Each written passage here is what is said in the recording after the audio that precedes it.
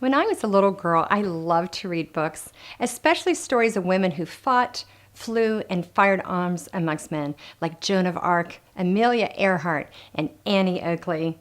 They were so passionate about following their dreams, and sometimes against strong opposition. I got a little taste of what it was like to be in the spotlight myself when I was just 13 going into the 8th grade. I was new at my junior high school. I had missed the cheerleading tryouts. So they asked me, Karen, why don't you try out for the school mascot? Before I knew it, I was Vicky Viking. It was a lot of fun, but it was also a little tough because everyone seemed to know me. Some even questioned why I was the mascot since I was so new to the school. And sometimes I began to wonder that myself. So I went home one day and I said to my mom that a few of the girls were being mean to me and asked her, what do I do? What do I say? She said, honey, don't do anything differently. Don't say anything differently. Just be yourself. And she was right. Over the course of my life, I've remembered my mother's words, and they have never failed me. Be true to yourself, and the path will be clear.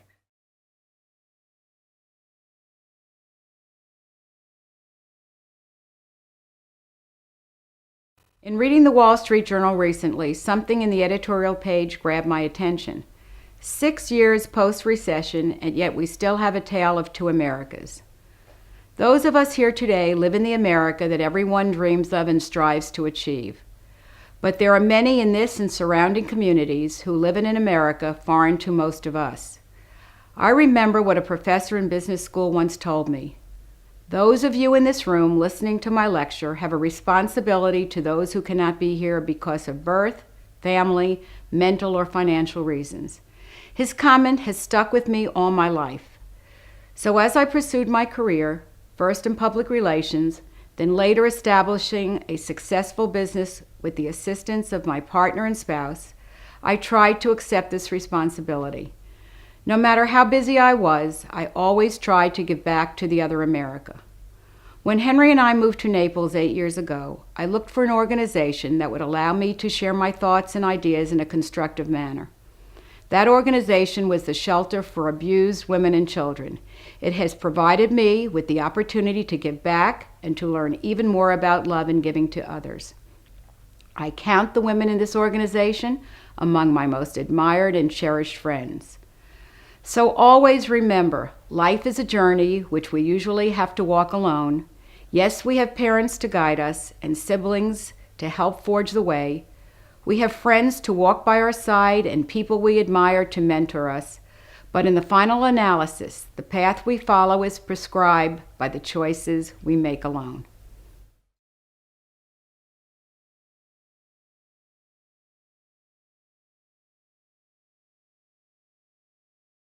The most important advice that I would like to share that has been passed on throughout my life, from my parents to my teachers and mentors, the thread of how I live my life is this: lead by example, by your actions, not your words.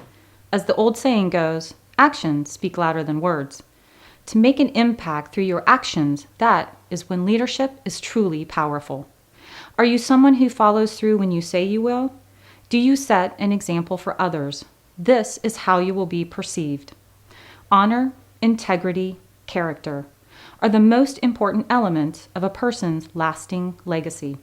Serve others with humility and carry gratitude, as well as stand for your principles. Inspiration is a fire that is lit by those who act. True role models and leaders move others by how they conduct their lives and lead by their actions. This is how I hope to be looked upon and to have made a difference. I would like to end with this quote: if your actions inspire others to dream more, learn more, do more, and become more, you are a leader. Thank you.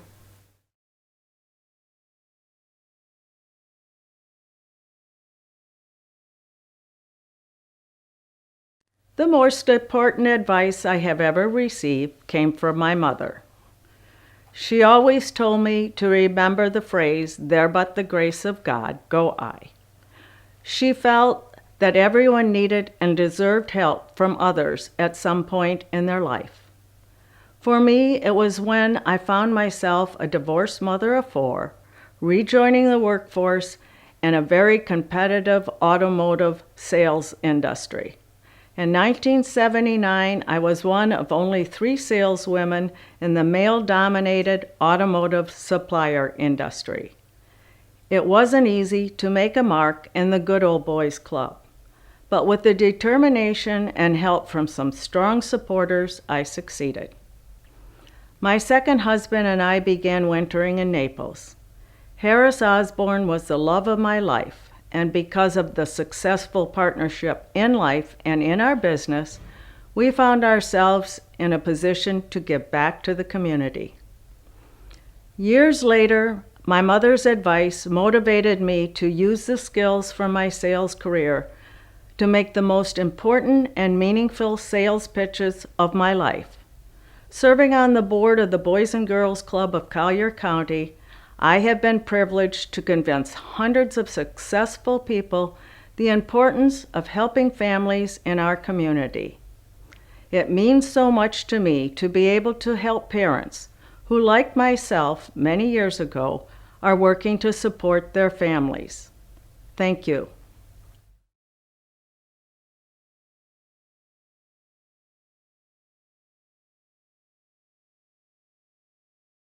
The most impactful advice that I have ever received was always be yourself, which was followed by the quote, "Marianne, you are strawberry in a vanilla world." It took me time to understand what that meant, but I came to realize as the years passed that it was the one constant and powerful force that shaped me throughout my life. We all come from different cultures and backgrounds which define us and make us who we are. And as we move forward in our lives and in our careers, we need to share those unique traits, customs, values, and opinions with others. It's all about diversity, and it's valuing those differences that makes us grow and develop. I believe it's also knowing how to blend those differences that allows us to make better decisions. We all know that the decisions that we make as a team are far better than the ones we make alone. We should never fear to share our views in a positive and constructive manner. We should never feel that we should just agree for the fear of being singled out. Remember, in life, we all have different roles and responsibilities, but at the end of the day, we all add equal value. Thank you.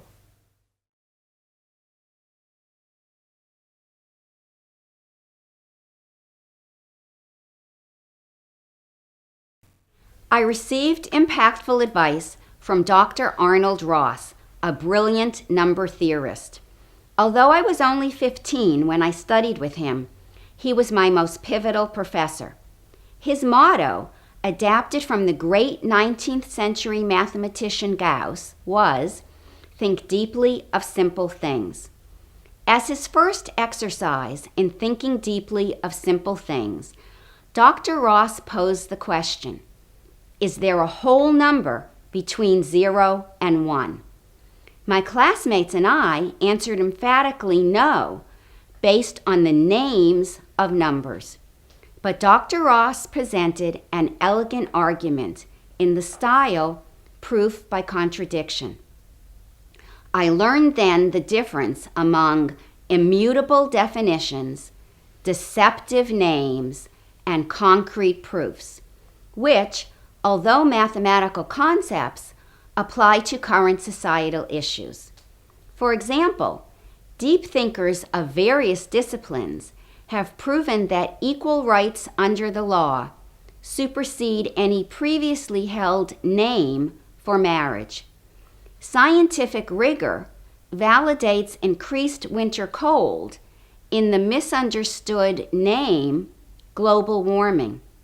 And both freedom of religion and the right to privacy supplant any politician's false definition of family planning.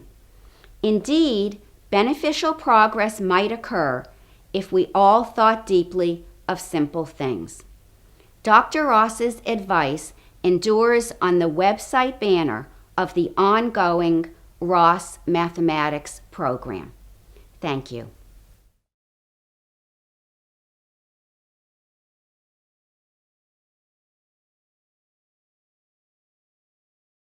The advice that has had the greatest impact on me wasn't presented as advice. It was presented as a question.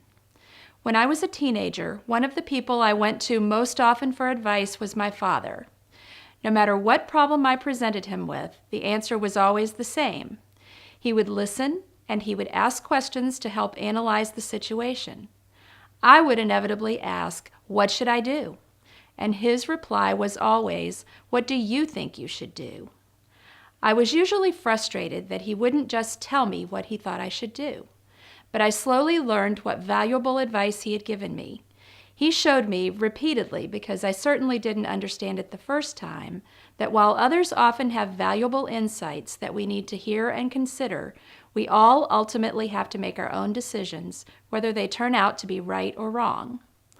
Today, I often ask others to share their thoughts and experiences as I try to make subjective decisions. And sometimes I ask, "What would you do?" But I don't ask, "What should I do?"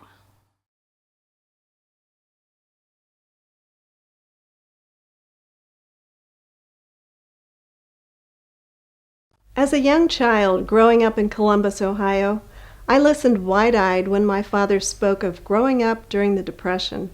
His stories of working 3 jobs, digging ditches, delivering newspapers, and helping to provide for his parents and siblings seemed overwhelming to me. His stories always ended happily, however, with messages of taking responsibility for one's actions, to working hard to accomplish one's goals. But the most impactful advice from this man who I admired more than anyone was that I could be anything I wanted to be.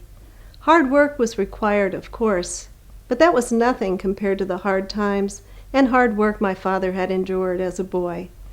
Being anything I wanted to be required that I approach school, activities, work, and life, knowing that I could tackle anything and find my own personal successes. Looking back, I see how this advice made me the person I am today, how it enabled me to have a successful career, a happy but short retirement, great happiness in founding Angels Undercover, and the greatest happiness in helping others.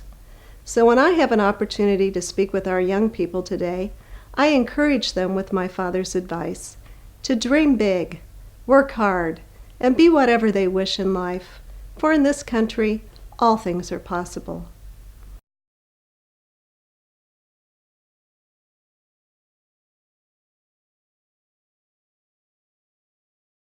I was asked to speak of advice that has had an impact on me, as being the youngest of 4 girls. I have been given advice all my life. This would be an all-day affair listening to my stories, but I have to keep this short, so here's a piece of advice that was given to me when I was to chair Magic Under the Mangroves and was unsure of my ability to fill the shoes. It came from a woman that lit up the room with her more than often funny stories. However, when she gave me this advice, she was being very serious.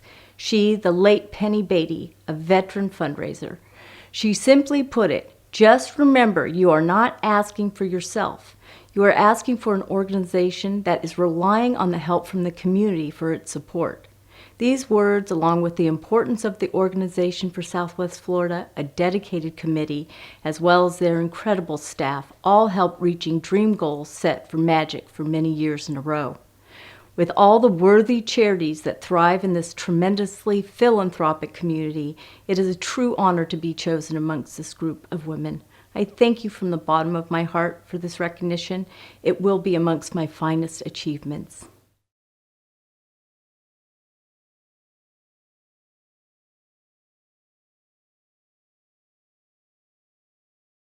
When I was a young woman, newly married and just out of college, I had the opportunity to work in the office of W. Clement Stone, a huge proponent of the positive mental attitude philosophy. My first day on the job, I had to attend the bi-weekly salesman meeting. When I opened the door, I saw Mr. Stone at the front, in a room full of grown men, all on their feet shouting, "I feel happy, I feel healthy, I feel terrific." I was a little taken back at first, but as time went on and I saw the success and attitudes of all the people in the office around me, I began to believe that there was something to this philosophy for success. I learned that it was based on the concept that whatever your mind can conceive and believe, it can achieve. But only if you believe in yourself, If you live life to the fullest, be kind and you will receive kindness. Give a smile and you will get a smile. Be giving. The more you give, the more you will receive, and so on. I left the job and had a wonderful family, but the philosophy remains with me until this day. What resonated with me was that in order to be a truly successful person and feel good about yourself, you needed to give back. If you are blessed with things in life, it will only be more meaningful if you give back your time, talent, and treasures to those who are in need of them. I can honestly say that this philosophy has made a big difference in my life.